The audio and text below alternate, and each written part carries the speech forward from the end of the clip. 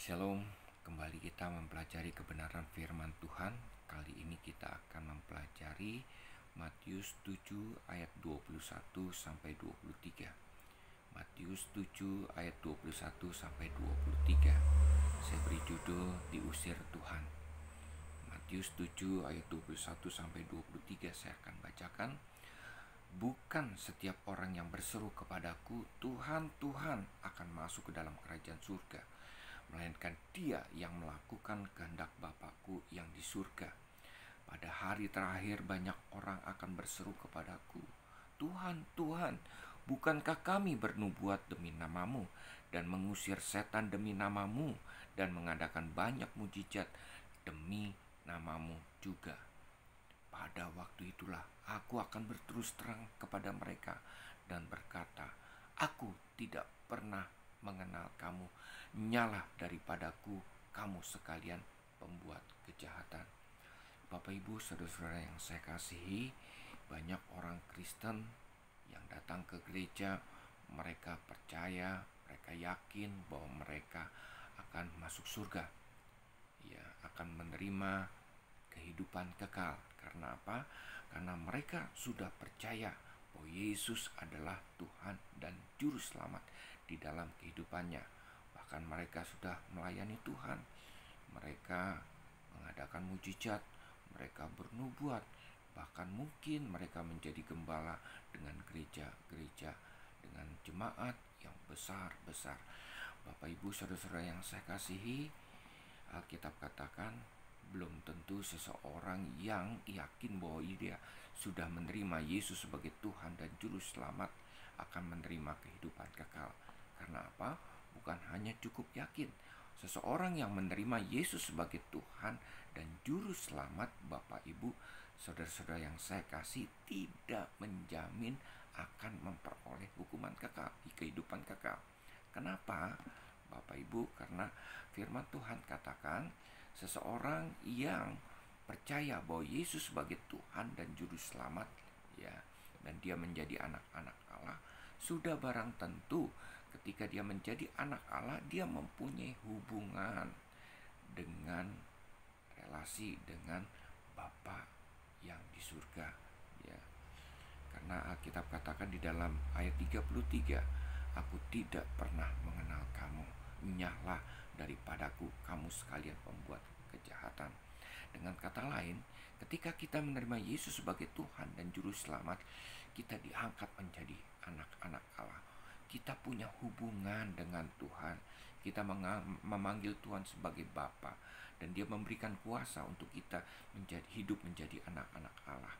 Kita punya relasi, kita baca firman Tuhan, kita berdoa, kita melayani Tuhan, kita punya hubungan dengan Tuhan. Orang-orang yang masuk istana negara bukan hanya orang-orang profesional yang dipanggil untuk menjadi pembantu-pembantu presiden, lalu kemudian mereka mungkin diangkat menjadi menteri. Hubungan mereka bukan hanya sebatas profesional, kecakapan, hubungan politik, tetapi orang-orang yang mempunyai relasi pribadi dengan presiden, ya mungkin dia itu teman semasa sekolah, teman kecil, soulmate, mempunyai hubungan khusus dengan presiden. Orang-orang tersebut gampang saja masuk istana negara karena punya hubungan khusus dengan presiden. Kita, Bapak Ibu saudara-saudara yang kasih, bukan hanya punya hubungan dengan presiden yang bisa masuk istana negara, bukan hubungan seperti itu. Lebih daripada itu, hubungan kita adalah hubungan seorang anak dengan bapaknya. Ya, kita punya hubungan khusus. Kita kapan saja, gampang saja berseru kepada Bapa, dan Bapa akan mendengarkan seruan kita. Kita berkeluh kesah, kita berdoa, kita meminta kepada Bapa, dan sudah barang tentu Bapa memperhatikan, mengasihi kita, dan tidak pernah meninggalkan dan membiarkan kita. Karena kita punya hubungan khusus dengan Bapa kita yang ada di surga.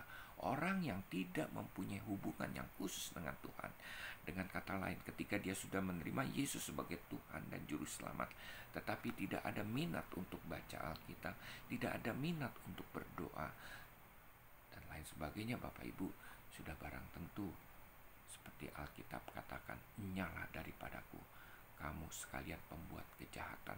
Sekalipun orang tersebut sudah bernubuat, sekalipun orang tersebut sudah mengadakan mujizat, Tuhan bisa pakai siapa saja untuk melakukan hal-hal tersebut. Mujizat, nubuatan, berkhotbah, melayani, dan lain sebagainya.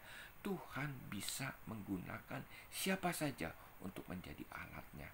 Tetapi permasalahannya, belum tentu semua orang mempunyai relasi dengan Tuhan. Semuanya itu tergantung dengan kita. Setelah kita menerima Yesus sebagai Tuhan dan Juru Selamat, kita akan mempunyai kerinduan untuk bersekutu dengan Tuhan, bersekutu dengan sesama. Kita melayani, kita berdoa, kita baca Alkitab dan lain sebagainya. Itulah yang membuat kita mempunyai relasi dengan Tuhan. Dan terlebih lagi mempunyai hubungan dengan Tuhan, mengenal Tuhan, yaitu kita melakukan apa yang Tuhan perintahkan di dalam kehidupan kita. Karena firman Tuhan katakan, bukan setiap orang yang berseru kepadaku, Tuhan, Tuhan, akan masuk ke dalam kerajaan surga, melainkan dia yang melakukan kehendak Bapa-Ku yang di surga. Jadi setiap orang yang mengenal Tuhan, sudah barang tentu dia akan melakukan kehendak Tuhan yang diperintahkan kepadanya. Apa perintah utama yang Tuhan berikan di dalam kehidupan kita? Kasihilah Tuhan Allahmu dengan segenap hati, jiwa, dan kekuatan. Dan kasihilah sesamamu manusia seperti dirimu sendiri. Jadi mengasihi Tuhan Bapak Ibu, dengan kita melayani, baca Alkitab, berdoa, bersekutu dengan Tuhan, menyembah Tuhan, masuk dalam hadirat Tuhan, memuliakan Tuhan. Itulah orang-orang yang mengasihi Tuhan dengan segenap hati, jiwa, dan kekuatan. Mengasihi sesama. Bagaimana kita mengasihi sesama? Dalam hubungan keseharian banyak kesalahpahaman. Ya, mungkin kita benar, merasa benar, tapi orang bisa salah paham dengan kita. Bahkan bukan hanya salah paham, mereka menjelekkan kita, mereka memfitnah kita. Tetapi perintah Tuhan adalah mengasihi sesamamu manusia seperti mengasihi dirimu sendiri. Artinya Bapak Ibu, kita selalu membuka peluang untuk kita bisa mengasihi mereka. Caranya bagaimana? Mengampuni. Itu hal yang sulit, tetapi harus kita lakukan untuk kita bisa membuka peluang, untuk kita bisa mempunyai kesempatan untuk mengasihi orang tersebut. Memang sulit Bapak Ibu, tetapi Tuhan memberikan kekuatan dalam kehidupan kita untuk kita mengampuni orang lain, tetapi tidak untuk orang-orang yang menghancurkan kerajaan surga. Tidak ada pengampunan buat mereka, karena mereka sudah melawan Tuhan. Ya. Bapak Ibu, saudara-saudara yang saya kasihi, tidak cukup hanya dengan kita mengampuni, bahkan kita menerima mereka, mengasihi mereka dengan segenap hati, jiwa, dan kekuatan. Sehingga Tuhan perintahkan di dalam Matius 28 ayat 20, pergi jadikan semua bangsa muridku.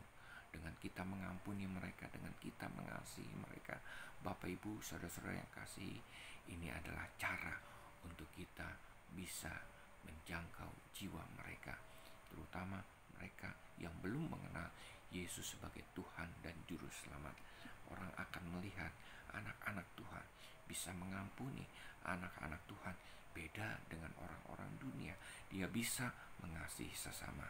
Bapak Ibu, saudara-saudara yang saya kasih, saya percaya saudara dan saya semua tidak akan diusir oleh Tuhan ketika nanti kita bertemu di dalam pada waktu penghakiman terakhir.